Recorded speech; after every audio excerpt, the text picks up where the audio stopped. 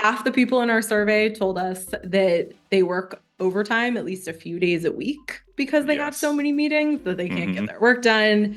They're about 3 times more likely to feel connected to their colleagues when they solve a hard problem together Yeah. versus when they spend a lot of time together in meetings. I felt totally silly the first time that I did it. I Okay, was that's just good in to my know. house recording myself and I was like, this is absurd. I'm not a TikTok star. Welcome back to Future Work, the podcast about a happier future of work and the role of technology and humans within that.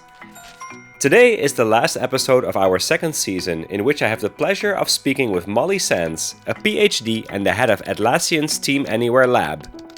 Molly is a behavioral scientist turned product and program leader whose work has been published in top-tier academic journals, popular press including the New York Times, and a TED Talk with over 6 million views. Today, Molly shares what's wrong with meetings, what we should do instead, and why you need a Chief Vibes Officer. So let's dive in. We're going to talk about everyone's favorite topic today, which is meetings. So even though we all love to collaborate and we love to work with other people, somehow meetings are the bane of existence for many, many people. And I know you recently did some research on the topic. So can you maybe share us a little bit about what you found through that research and why are meetings the pain that they are? Yeah, absolutely. Absolutely. I think we all love to hate meetings. So, quick intro to Atlassian. We're a software collaboration tool company. We make things like Jira, Confluence, lots of products that really help unleash the potential of teams. And we were really interested in better understanding how teams were using meetings and when meetings were reaching their goals and when meetings were just really not serving their needs. And so we commissioned a survey of about 5,000 knowledge workers across the US, Australia, Europe, India, and asked them a lot of questions about how they were using meetings and how that was working. And I can take you through a little bit of what we learned here. So, first, meetings are the number one barrier to productivity, right? They're the thing that people are repeatedly saying is standing in their way of getting their most important work done. 80% of people in this survey actually agreed that they would be more productive if they spent less time in meetings. Well, we really About got to talk to half. the other 20%. Who are the I know, 20% of people right? that say, like, give They me more must be meetings? doing it right. Must be the executives. Yes. We the people that want more. I think there's some people out there that are doing meetings really well, but it is definitely not the norm today. And they seem to just be ruling everyone's lives more so Yes. than even just work. Half the people in our survey told us that they work overtime at least a few days a week because they have so Yes. many meetings that they can't get their work done. And as you rise in a company, that number goes up. So we saw for directors that was around 67% of people were saying that a few days a week, the meetings are actually causing their workday to push the That's like evening. the sort of like the cliche, I'm in meetings all day, therefore I have to work nights and weekends. Yeah, you need the time to do the Right. work, and the Yes. meetings are not meeting that need for people right now. Tragic. Yeah. And I mean, beyond that too, we're really seeing that they aren't actually solving the problems that people are trying to use them to solve. So not only are they in a ton of meetings, but they're not saying that it's actually helping them accomplish their work, which is really contributing to this issue. So when we ask people what they are using meetings for, we ask them about a lot of different situations, right? Because all meetings are different. You can have meetings for, well, not all of them are different, but they can be used for many, many purposes. And so we asked people what meetings if they were using meetings to connect, to build relationships, to make decisions, to drive work forward, to get clear on their goals, to communicate just the status of what work was happening or what progress they'd made. And across the board, people say that they're using meetings a lot for all of those things. It tends to be a go-to. It's really just a super overused tool, and it's not meeting their needs in a lot of cases. That would be great to talk a little bit about, right? So it sounds like whenever something needs to be solved or something needs to be done, sort of like the default for people is to call a meeting. And I think those are those moments where everyone jumps onto a call or in person, and then people are just looking at each other like, why are we here? And it's kind of like, so, okay, so, and then people are gathering their thoughts like, are people just defaulting to meetings instead of like choosing alternatives that may suit the purpose better? Yeah, that's exactly what we're seeing in this data Mm, is that people are jumping to schedule meetings and then they have so many meetings that they don't have enough time to really prepare to use that meeting time in a yeah. way that's super valuable to them and the attendees.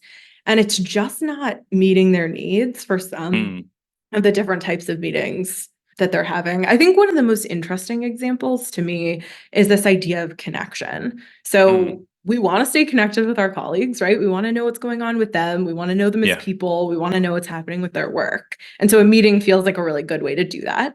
But you Hmm. can very easily build to a point where your whole day or huge portions of your day are 30-minute meetings with lots of different people talking Yeah. about likely kind of redundant information to what you're Yeah. sharing in other versions of those 30 minutes. And when we ask people if meetings are actually helping them accomplish that, Mm, they don't think so. So overall, they tell us it's not working, but also they're about 3 times more likely to feel connected to their colleagues when mm, they solve a hard problem together yeah. versus when they spend a lot of time together in meetings. And I think that that's a Yes. really interesting thing to think about here in how we use our time together in a more valuable way.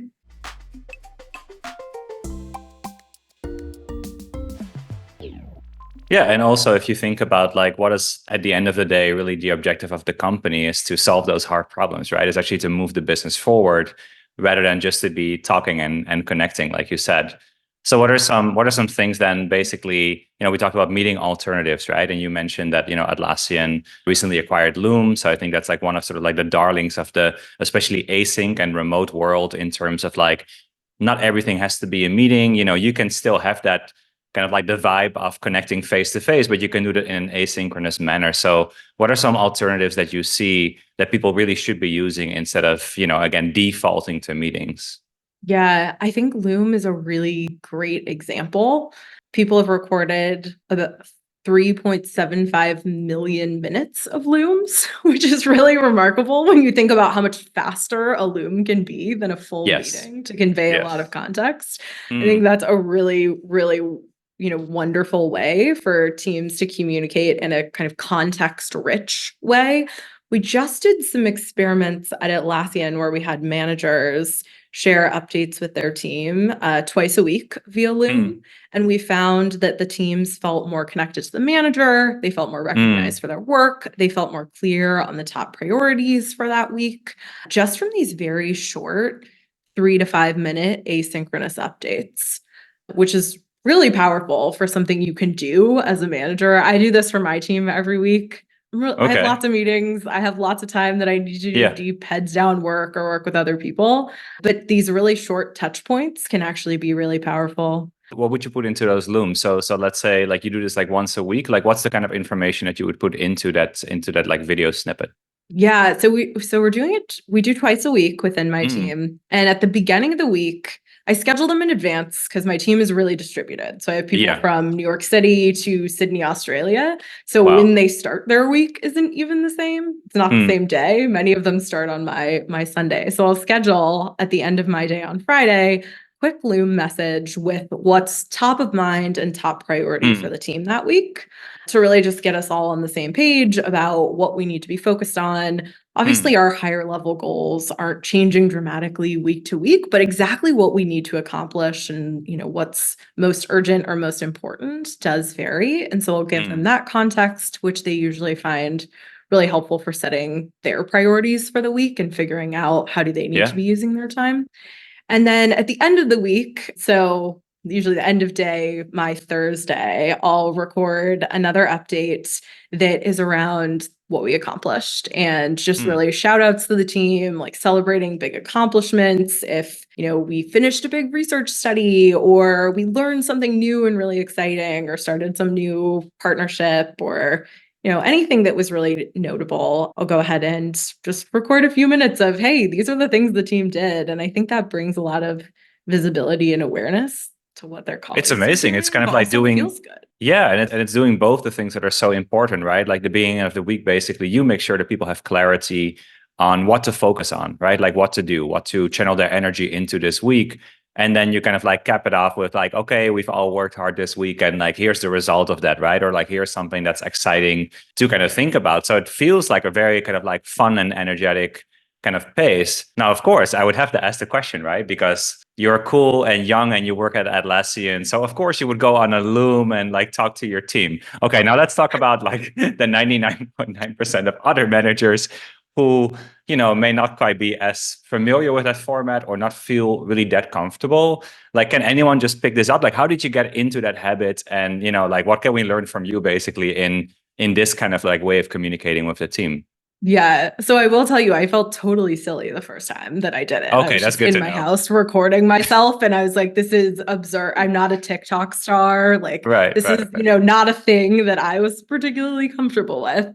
But truly after a few times, it got really so much easier. And the team had such positive feedback. Like they instantly loved it. And Loom is cool because you can give a lot of comments within the video. You can clap, you can do a thumbs up, you can give reactions and stuff. So there's a lot of positive feedback that sort of made me say, okay, we've got to keep doing this because it is actually working.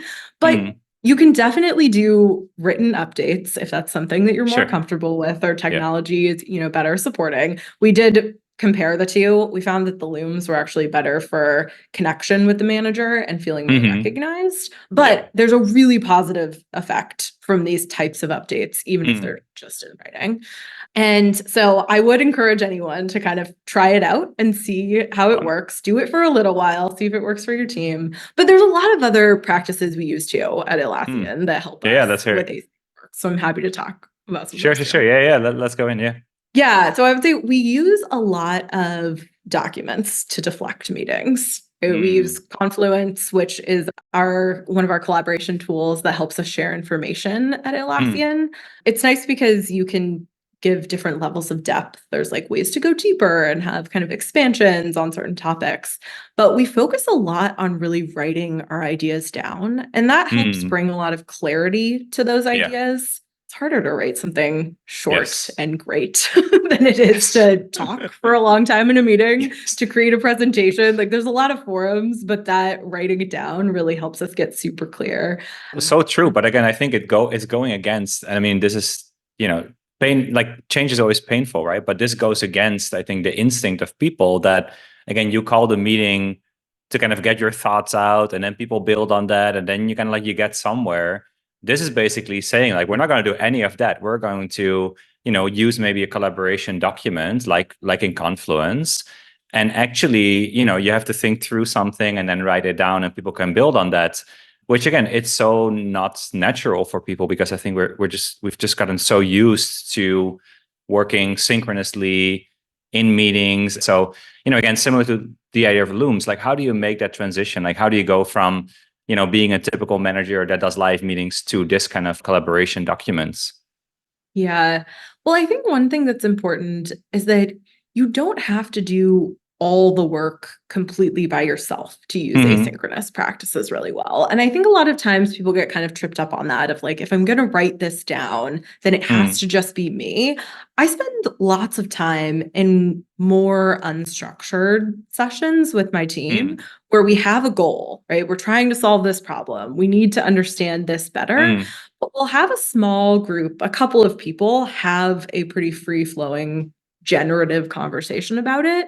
I fully believe that asynchronous brainstorming works really well for a lot of people and for a lot of teams too. In our products, we see too that when people are collaborating to create written content, that it ends up with a lot more engagement from the teams. So anytime that we have a page with 2 or more editors, people like it gets about 10 times more engagement from others. So I think it really is reinforcing this idea of it doesn't all have to be these standard meetings. Yes. To start to create value together. And also because we know that like the 20% that loves the meetings, we know that it's always the same people that speak in meetings, right? It's always the same people who dominate the conversation. And there's probably a lot of voices in that meeting room that don't even really get a chance to talk or don't feel comfortable to speak up yet. Whereas maybe in a collaboration document, it feels a little bit more equal in terms of, how people can put their thoughts in, right? So there's probably a lot of other benefits beyond just cutting the meeting time.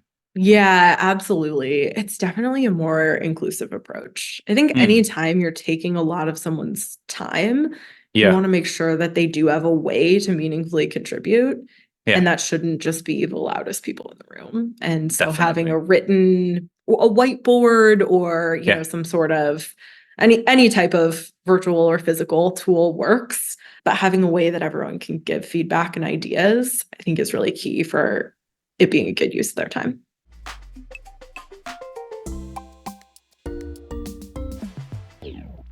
Definitely. I mean, that's real collaboration, right? But I think we have to kind of like get out of the defaults again that have grown over time to be like the way that we approach work. And other benefits include too. I saw in the research, you talk about something like when you receive a video update, you can watch that at maybe 1.5 speed or double speed, right? So even that same amount of information that you would normally convey, first of all, you can watch it faster, which, I watch all my YouTubes on like 2x, so it's great for me.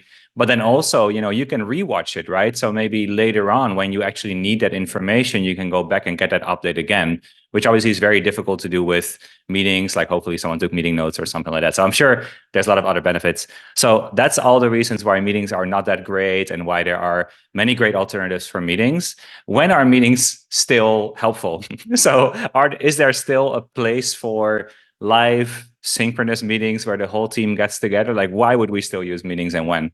Yeah, I think there's definitely a place for meetings. I know that in this conversation, there's so many hot takes of, all meetings are dead, get rid of them all, or, companies and cultures where that's the only way that we work together. But I think there's a very healthy middle ground for all of this. And part of it is about setting goals. So being really clear on what you actually want to do in that meeting, what you're trying to accomplish.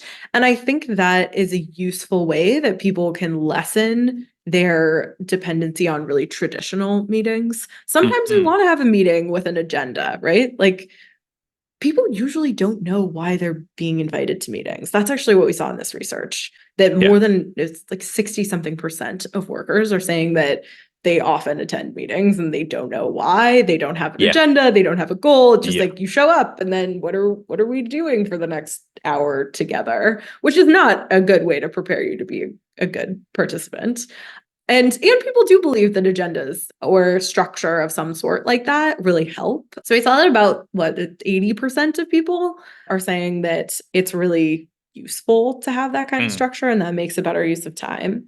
That doesn't mean we want to use it for everything though, right? So I think when you are really trying to get people on the same page and you think that there's a lot of, there's either a lot of nuance or kind of diverging opinions, I still think the more prepared you can be, whether you have something written or planned for that time, is really useful. But it is useful to have synchronous conversations when things are getting super complicated. If you're trying to move really, really fast, sometimes it's easier to just hop on a call. But those meetings can also be different lengths. Our calendars really drive us to the 30 minutes or an hour. The defaults again. There's a lot of things you can resolve in 5 minutes. There's a lot of things where you actually need 90 minutes of a working session where you're super deeply focused together. I think those options and really rethinking our calendar defaults and how much time we're using for different things is a huge unlock for meetings being useful. Which to something you said earlier, Molly, also goes back to if you have the time, right? If you free up the time, then you actually have time to prepare the meetings that you're going to have much better, right? And then you can think through what is actually the goal of this meeting, right? And what is everyone's role, not just like the few people that would typically speak, but what is everyone's role in this meeting, right? And what is the format of this meeting, right? And how do we structure it well? And how do we make sure it delivers on those objectives, right? So that is now possible because you're not back to back in other meetings. Exactly. And I think that's why it's such a vicious cycle to break, is that you're stuck in the meetings. You don't have time to have really great meetings. And then people aren't having that experience of a meeting that's really great. Because when you have a meeting that is wonderful and you solve a huge problem or you feel like you all really get on the same page, that's an energizing experience. That's not the average meeting experience. Yes. But it feels great when you do that. And so we want to help people take control of their time so that they get more of those moments where you're like, oh, wow, we really did solve a hard problem together. And that can absolutely happen synchronously. That's great. So what is your favorite meeting on your, give us a peek in your calendar. What's your favorite meeting? What's the one you look forward to? So I really love my team meetings. We do them in a different way than I'd ever done before I came to Atlassian, but we use a page where we all add something that we learned that week. We add our like key top priority work so that the rest of the team has some visibility into where we're focused. And then we add personal updates. And so people put photos of what they did over the weekend, really good food they ate, new stuff, cute stuff their kids or their pets are doing. Sometimes they share really meaningful stories about things going on with their family. It just gives you, I learn something new every time because they're sharing what they learned, which usually I didn't know either. And it's a nice way to really connect with everyone. And you could do that, some of it async, but we'll spend time all together at the same time commenting and like leaving notes for each other on what everyone else has done. And that is one of my favorite times of the week. I love that. And so how long would that meeting be? Like how long does that run for? That meeting is an hour. Okay. And we do that part for about half of it. Okay, nice. And then you just dive into kind of discussion about any like hot topics, any work that needs to kind of move forward that week. Yeah. So then if we have, if we're doing a kickoff for a project or we have some, research results that we want to share and discuss as a team, or there's all sorts of other topics, but those are planned in advance too. And then someone facilitates that part of the session.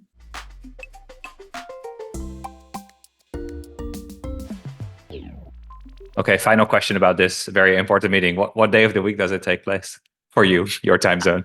For me, it's on Tuesday. Okay. So we really have that like beginning of the week kickoff. Then 2 days later, you have the meeting where you prepare the document. Everyone already has put in all their points. And then there's some time to have the discussion. And end of the week, you basically get that, again, async video update about all the results of that. So that seems like a really, really nice cadence. And is this something you came up with, or is this also sort of like a standard way of working within Atlassian?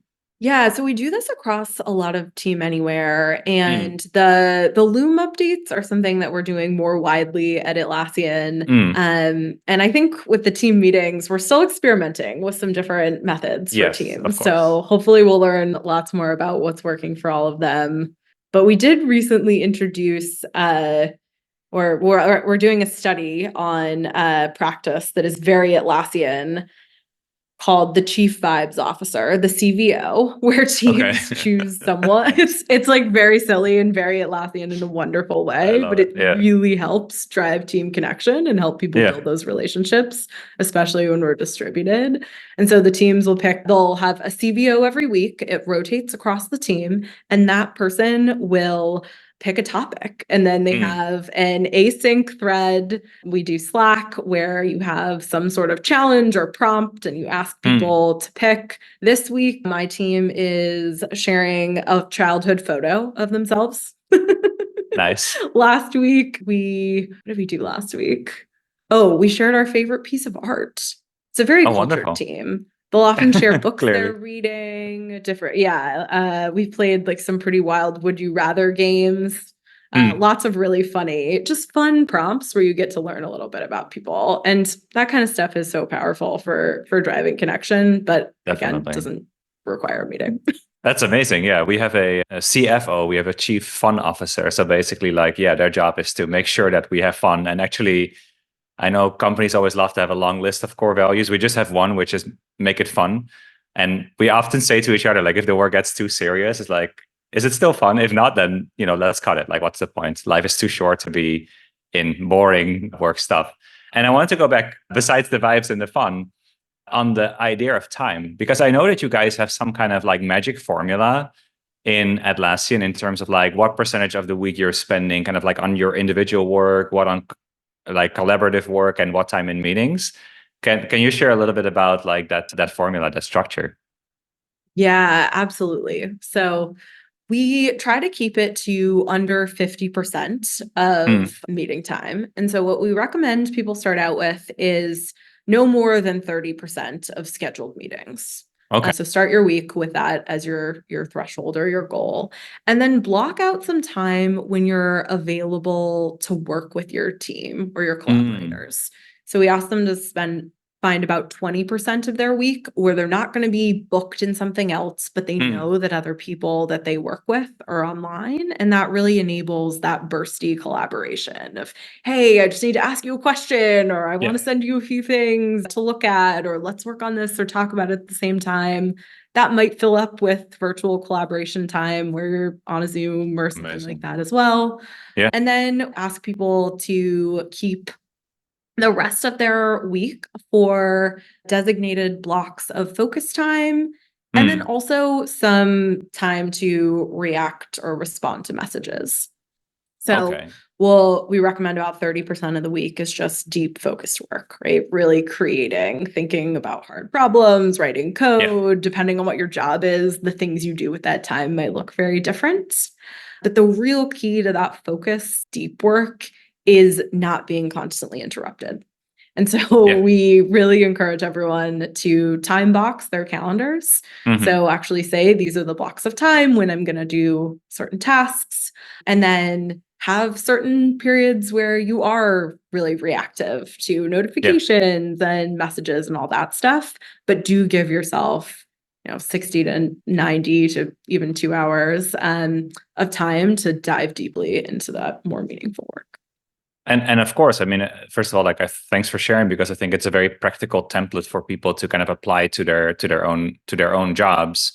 Also, like, that is something that can be a really nice principle, but then sort of like the chaos of the day takes over and we end up still being booked. So do you also then is it so much part of the company culture that this actually happens? Or do you, as a manager, as a leader of the team, also have to kind of coach people to, adopt those habits and practice those habits? Like, how organic is this? Yeah. So I think more so than any company I've worked in, Atlassian really takes this approach to how they spend time. They're good at asynchronous work here, I would say.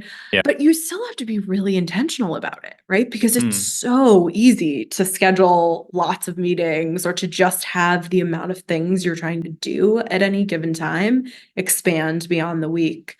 And so I really encourage my team, and I do this myself too, to think about your calendar as a prioritization tool rather than just a meeting scheduling tool. And when you start to think about it that way, for me, this was a huge unlock. And I think for a lot of people at Atlassian, this has been true too. Yeah. If you're really thinking about, I need to look at tomorrow, what's my top goal for the day? If I look at my calendar and that's not what I see as where I'm spending my time, that's a problem. And so then I need to more dynamically reprioritize. And that doesn't mean no meetings. I actually spend Tuesday as a day that I do a lot of stuff with my team. It's helpful Monday, Tuesday to get everyone on the right track, make sure they know what's important, get things going as needed. And so I tend to have those as meeting heavier days for me. But then on Thursday and Friday, I'll have very long stretches of, heads down focused work. But if that's not the work cycle that we're in, then we adjust and change it. So I think really my tips are to think of it as dynamic and to make sure that when you look at what you're doing tomorrow, it reflects what you think is actually most important. And such a great way to rethink the calendar, because I think we look at calendars and we think about, that's my meeting schedule. But you're really talking about it more as like, how am I spending my time? Like, I have a certain amount of time this week. How am I spending it? And even then day-to-day rethinking, what is my priority for tomorrow? Is the calendar reflecting, or is my planning doing gap there? And basically, is my calendar reflecting what I actually want to focus on? That's a totally different way of thinking about time as well. So it sounds like there's a lot of connection between sort of the principles and practices on one hand, which obviously is informing the culture as well. And then also the technology that enables that, even something as simple as just a calendar and rethinking how you use the calendar.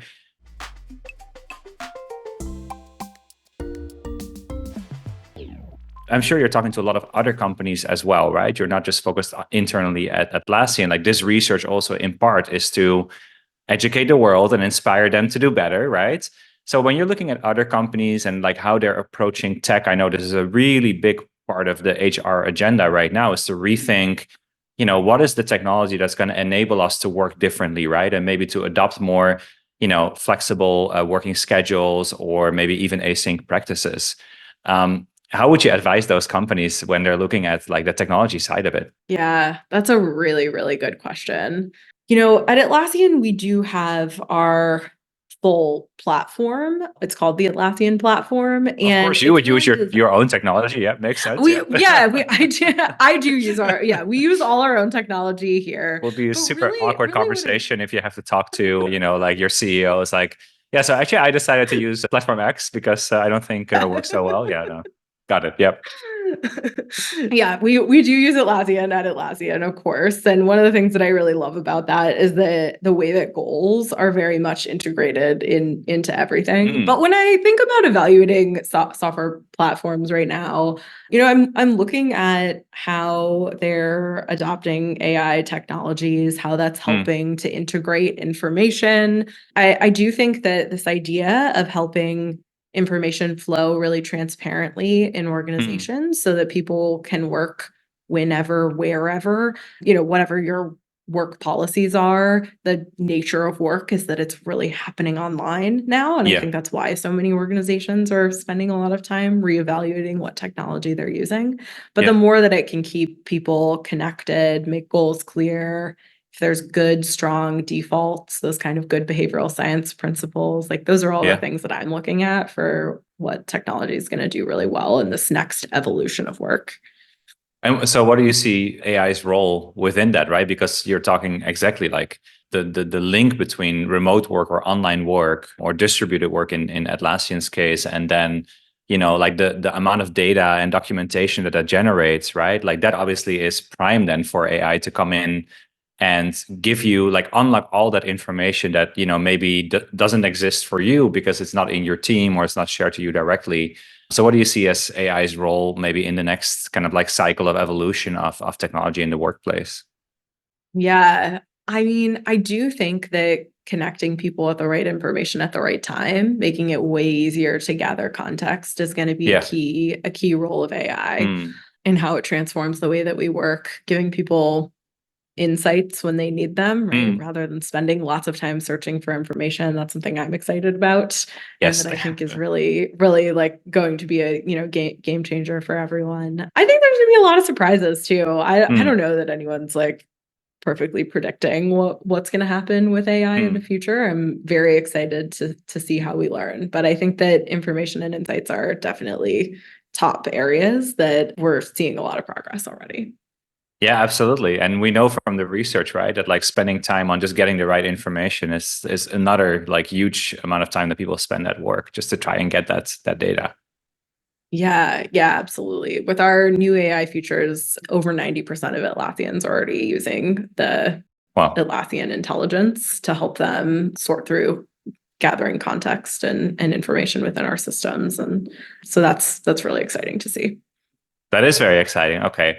Well, thanks so much for sharing all this wisdom with us. I think there's so many principles and practices we can apply. Obviously, a lot of like good hints at like what software to use to make that happen.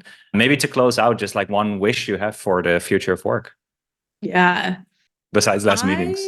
I mean, less meetings, I think is genuinely part of my wish, but I really think that being in control of your time is very powerful for people, and getting to do more of the building and creating that I think is what draws a lot of people to the type of work that they do. Spending less time on that administrative work about work and more time on actually creating value and solving hard problems and using our brains in new ways. Like that's the stuff that gets me excited about work and that I really love about my job. And I hope that lots and lots of people get to do that more and more, and that it's not so much how many hours are you putting in, but actually what value are you creating, and then go home and be part of your community and do things with your family and whatever it is that really brings you joy. I think we can have more joy in work and more joy outside of work. And that's what I hope that the future looks like for all of us. Amazing. And you'll drive part of that future. So I know it's in good hands. So thanks so much, Molly, for joining today.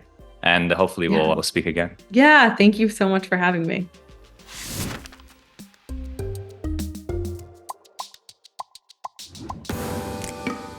Today's discussion with Molly Sands was packed with practical tips on improving collaboration, employee experience, and company culture. Here are a few takeaways to apply as a leader. Number 1. The detrimental impact of meetings. While we often default to meetings, they are the top barrier to productivity and enjoyment, with 80% of people saying that they'd be more productive with fewer meetings. Additionally, up to 67% of people work overtime due to these excessive meetings. Number 2. Alternatives to traditional meetings. Atlassian's research points to asynchronous communication tools like Loom and collaborative documents as powerful alternatives to traditional meetings. For instance, managers that are using Loom for updates, like Molly did, found that their team felt more connected to the manager, more recognized for their work, and more clear on the top priorities for that week. So, buy Zoom and go Loom. And number 3. Atlassian's formula for an optimal workweek structure. Atlassian recommends allocating no more than 30% of the workweek to scheduled meetings, advocating for a structured approach that includes blocks of focused work, collaboration, and reactivity. I loved Molly's idea of keeping some blocks of time open for more casual co-working between smaller groups of colleagues too. And to look at our calendar not just for meetings, but for everything on how we spend our time. So that's it for today, and that's it for this season of the Future Work podcast.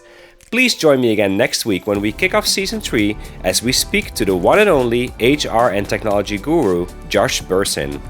For updates, see flexos.org/futurework.